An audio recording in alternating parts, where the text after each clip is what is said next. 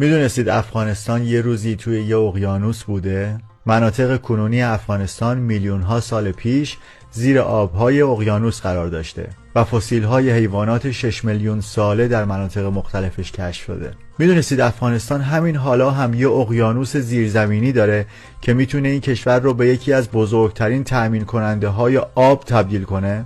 میدونستید افغانستان کوهستانی ترین کشور آسیاست و قله نوشاخ با ارتفاع 7492 متر بلندترین قله افغانستانه؟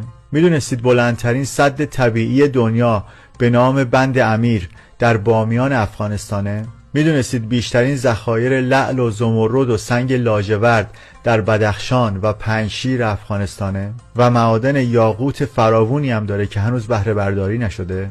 همچنین یکی از بزرگترین ذخایر مرمر سفید جهانه. میدونستید یکی از قدیمی ترین پل‌های سنگی دنیا به نام پل مالان در شهر هراته؟